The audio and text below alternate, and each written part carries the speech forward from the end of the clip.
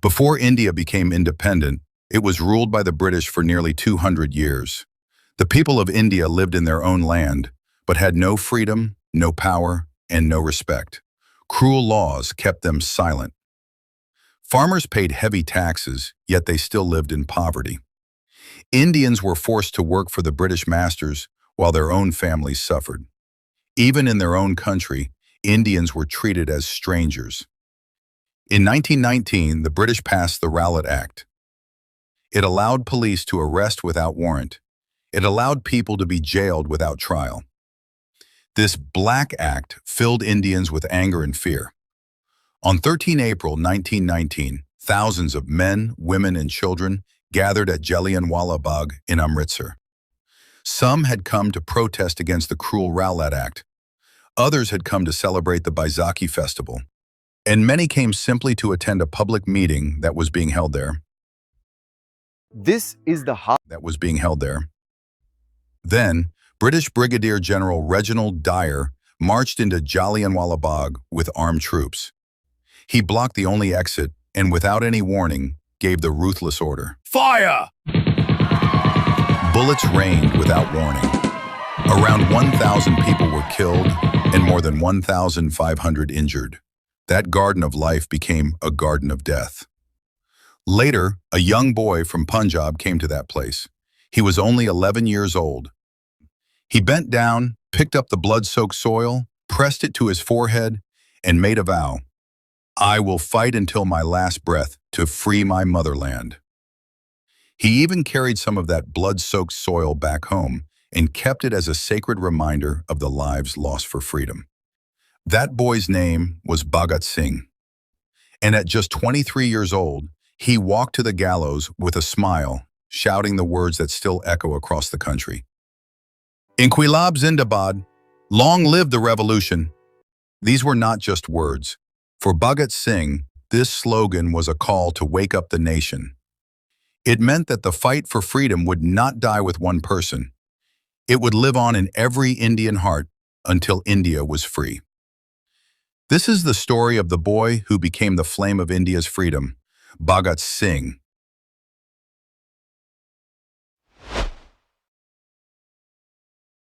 Bhagat Singh was born on 28 September 1907 in the small village of Banga in Punjab. His father, Kishan Singh, and his uncles, Ajit Singh and Swaran Singh, were not ordinary men. They were freedom fighters who had already challenged the British. Bhagat was not born into silence. He was born into the thunder of freedom's call. His mother, Vidyavati, was a gentle yet strong woman. She raised him with stories of courage and sacrifice.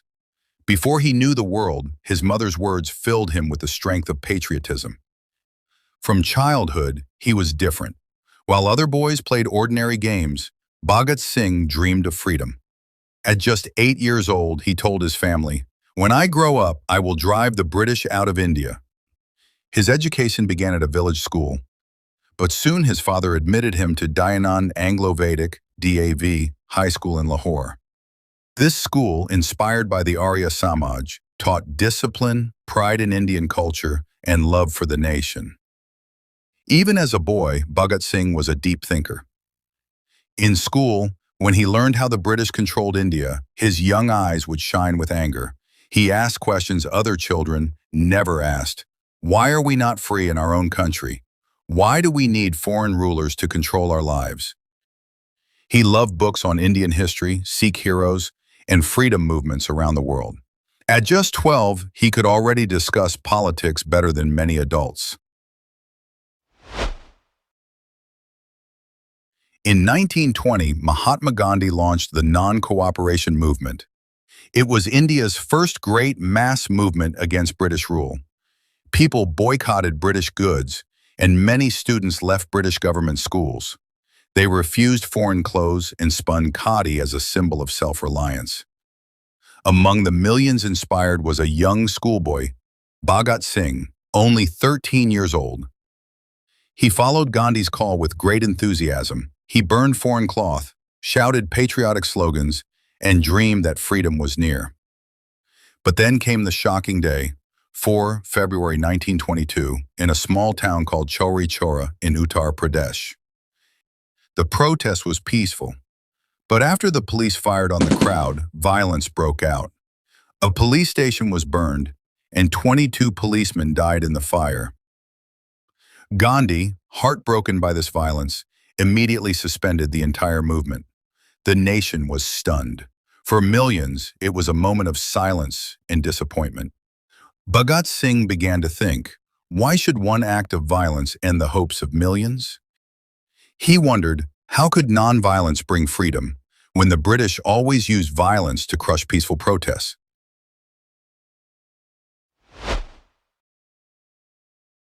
As Bhagat Singh entered his teenage years, his parents began to think about his future. By the age of 16, his parents were already planning his marriage, but Bhagat Singh's heart was set only on freedom. One day, in 1923, he quietly packed his few belongings. Before leaving, he wrote a short note to his father. In it, he explained that he had already dedicated his life to the nation. There was no place for family life or marriage. He could not accept a home of his own, when the entire country was still in chains. He left the letter behind and walked away from his family home. From there, he joined National College in Lahore, founded by Lala Lajpat Rai. Here, Bhagat studied not only literature and history, but also the revolutions of Russia, Ireland, and Italy. He learned that the fight for freedom was not just India's struggle. It was part of a larger human fight against injustice everywhere. Books alone. He learned from the farmers working in the fields, from the suffering of the poor, and from the injustice he saw all around him.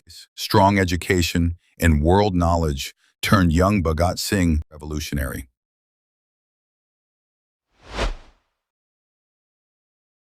In 1925, India was shaken by the Kakori train conspiracy.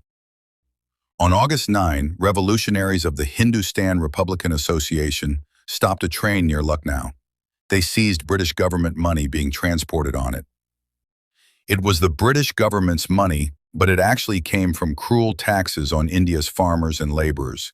The revolutionaries wanted to use it to fund the fight for freedom. The British soon struck back. Ram Prasad Bismil, Ashfaqullah Khan, Rajendra Lahiri, and Roshan Singh were executed. Only Chandrasekhar Azad escaped, and his courage echoed across the nation. One young man who was inspired by their courage was Bhagat Singh. By 1926, his path led him to Kanpur, where he met revolutionaries inspired by the Kakori heroes. He worked in a printing press, wrote for underground news. He founded the Naujawan Bharat Sabha, the Youth of India. Songs and bold posters, he inspired the young generation to rise. Republican Association, HSRA, led by Chandrasekhar Azad, and explosives, preparing for a bigger fight against British rule. In 1927, the British announced the Simon Commission, a committee to discuss India's political future. But when it arrived in 1928, Indians were shocked. The commission had 7 members, and every single one of them was British. Not a single Indian was included. For India, this was an insult. How could foreigners decide the destiny of a nation without its own people? Across the country, protests erupted with black flags, and people shouted the slogan, "Simon, go back! Simon, go back!" In Lahore, the protest was led by the great leader, Lala Lajpat Rai, known as the Lion of Punjab. Bhagat Singh was there in the crowd, marching proudly with the people. On October 30th, 1928, the police, under Officer James A. Scott, launched a brutal lathi charge on the protesters. Lala Lajpat Rai was struck heavily on the head and chest. As he lay injured, he said, "Every blow on my body will prove a nail in the coffin of the British Empire." A few weeks later, he died from his injuries. For Bhagat Singh, it was unbearable. This was not just the death of a leader, it was the murder of India's pride. He vowed, Lala Lajpat Rai's death will not go in vain. One day, Bhagat Singh, Rajguru, Sukhdev, and Chandrasekhar Azad planned to kill Scott in revenge. On December 17, 1928, Bhagat Singh, Rajguru, and Chandrasekhar Azad waited outside the Lahore police station. Their target was James A. Scott, the man responsible for Lala Lajpat Rai's death. Rajguru aimed first, Bhagat Singh followed, and Azad stood guard for their escape. That afternoon, a British officer stepped out of the station. Believing it was Scott, they opened fire. But it was actually John P. Saunders, an assistant superintendent of police. Saunders fell dead on the street. By evening, Lahore was in shock, furious. And for Bhagat Singh, there was no turning back. To stay hidden, he made a painful sacrifice. He cut his long hair and shaved his beard, breaking a sacred tradition of his Sikh identity. Durga Babi, well you must. In 1920, have you ever heard of Durga Babi? Well you must. In 1928, Bhagat Singh trio assassinated a British officer and escaped from the police, and they came straight to Durga Babi for help. Since police was searching for Bhagat Singh, he had cut his hair and wore a hat pretending to be Anglo-Indian. Durga Babi acted as his wife with her son and safely escorted them to Calcutta. She was actively involved in revolutionary activities and learned bomb making. She openly opposed the death penalty given to the Bhagat Singh trio and even sold her jewelleries worth 3,000 rupees to rescue them, but all went in vain. As a revenge for their hanging, she tried to kill Lord Hailey, who was a huge enemy for revolutionaries. But he escaped and his assistants got injured. For this, she was arrested and sentenced to 3 years in jail, and we were never taught about her.